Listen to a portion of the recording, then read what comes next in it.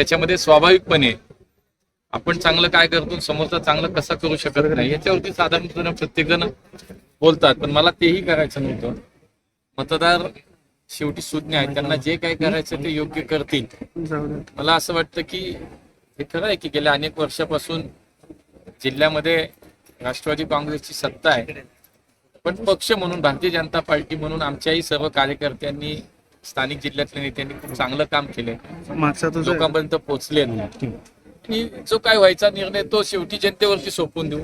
आज मतदान होईल, निकाल लागल्यावरती कळेल. रात्री बुट्टी पटल्यानं मारहाण झाल्याचं नाही, मला माहित नाही, कारण मी पहाटे आलो, दिल्लीवरनं आलो, अधिवेशन चालू आहे. आज आमच्या फॅमिली फॉर्मचा दीक्षांत समारंभ होता, त्यामुळे मी डायरेक्ट पहाटे आल्यानंतर इथंच आलो. त्यामुळे मला माहिती नाही, मी माहिती घेतो. झालं असेल शेवटी, असं काही व्हायला नको. झालं असेल तर ते चुकीचं आहे. एक्सप्रेसवेचा प्रश्न आहे. खरं तर गेली अनेक वर्ष आपण पाहतो की एवढी मोठी वाहतूक कोणी कुठेच झाली नाही. जे झालं पुणे जिल्ह्यात जवळपास 32 तास ते सगळे अडकून पडले. अनेक जण बाहेर पडायचा प्रयत्न करत होते. खूप जास्त त्रास झाला. यावरती काही खरं तर गडकरी साहेबांशी बोलणार आहात का राज्य सरकारकडून? नाही, मला वाटतं हे खरं तर खूप त्या दिवशीचं भयानक होतं.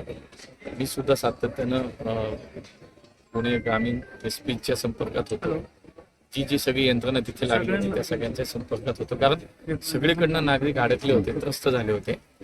पण असा प्रकार भविष्यात होऊ नये त्यासाठी निश्चितपणे काळजी घेतली पाहिजे. तशी यंत्रणा अगदी 100% त्या ठिकाणी अवेलेबल हवी, यासाठी निश्चितपणे आपण काहीतरी करणार आणि केलं पाहिजे.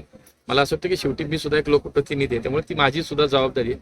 भविष्यात असा कुठलाही प्रकार होणार नाही याची काळजी घेणार. दादांच्या अपघाताची चौकशी चालू आहे.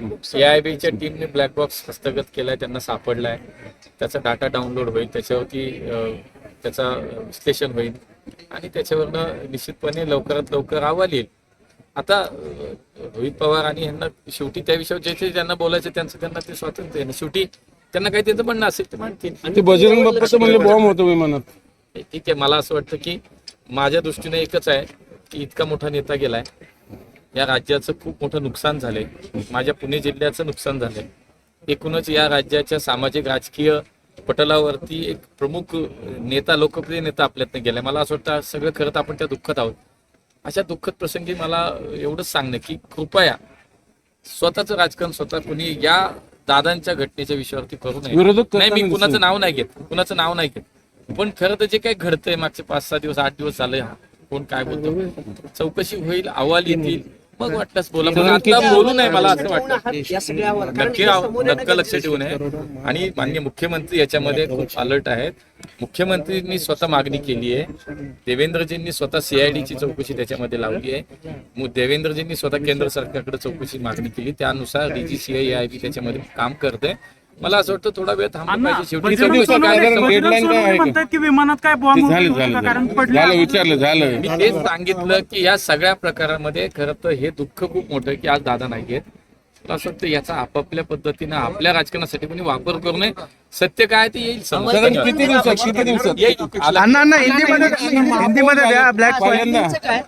महापौर आता होतीलच, तुम्ही नामनिश्चित केलेलं आहे. काय तुम्ही पण राहिलेला महापौर, काय सांगा? शेवटी गेले जवळजवळ 3-4 वर्ष या शहराला लोकप्रतिनिधी म्हणून स्थानिक पातळीवरती, स्थानिक स्वराज्य संस्थेमध्ये प्रतिनिधित्व नागरिकांचं तिथे काम करायला नव्हतं, प्रशासक काम करत होतं. त्यामुळे स्वाभाविकपणे नगरसेवक, स्थायी समिती अध्यक्ष, स्थायी समिती सदस्य, उपमहापौर, महापौर हे सगळे आता व्यवस्था अस्तित्वात आली आहे. मला निश्चित विश्वास आहे की मागच्या 3-4 वर्षाचा जो काय बॅकलॉग होता, शेवटी लोकांना महानगरपालिका म्हणल्यावर दैनंदिन गरजा, दैनंदिन समस्या, या शहराच्या भविष्याचे विकासाचे प्रकल्प, काही धोरणात्मक निर्णय, हे सगळे आता घेणं शक्य होईल का?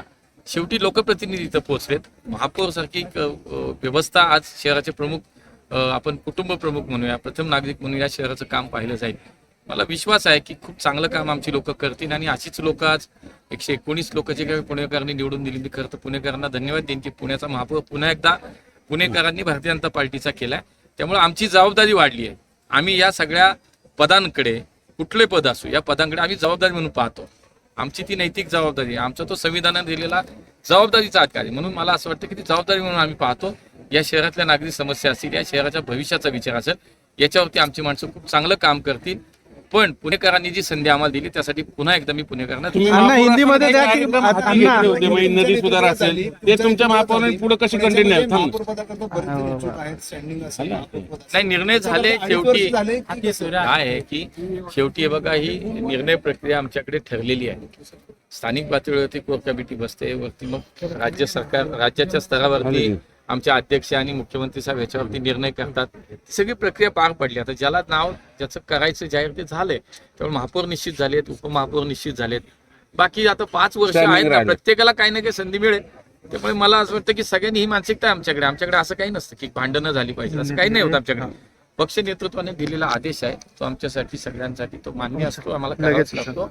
त्यामुळे आमची महानगरपालिकेची टीम ही पुणेकरांच्या विश्वासाला हे सार्थ ठरवण्यासाठीच काम करते. तुमचे अण्णा, राहिलेली black box कामं की काम- आहेत, त्यांनी पुढे अण्णा, continue करून तुम्ही हिंदीमध्ये- राहिली नाही, सुरू आहे, राहिली नाहीत कामं, बरीच कामं करायचीत अजून, नक्की कुठला करायची. फॉलोअप घ्यावं त्यांनी काय? मला असं वाटतं की समान पाणी पुरवठा योजना आहे, पुण्याच्या वाहतुकीचा प्रश्न आहे, त्यानंतर नद्यांचे दोन्ही प्रकल्प आहेत, घनकचऱ्यावरती आपल्याला काम करावं लागेल, पुण्याच्या सार्वजनिक वाहतूक व्यवस्थेवरती आपल्याला काम करावं लागेल.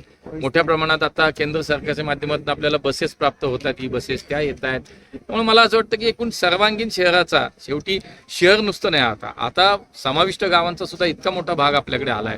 त्यामुळे शहर आणि उपनगर आणि समाविष्ट गावं या सगळ्यांचाच एकत्रितपणे विचार करून एक सर्वसमावेशक संतुलित अशा प्रकारचा पुण्याचा विकास, एक शहरात देशातलं चांगलं शहर. आजही तुम्ही बघा मोस्ट लिव्हेबल सिटी म्हणून जो काही इंडेक्स आला महुआचा, त्याच्यामध्ये सुद्धा आज देशामध्ये राहण्याचं सर्वोत्तम शहर आपलं पुणेच आहे. पण माझं म्हणणं त्याचा अर्थ असं नाही की सगळंच पुण्यामध्ये आता काम संपलं. काम खूप आहे, काम खूप करायचं आहे अजून.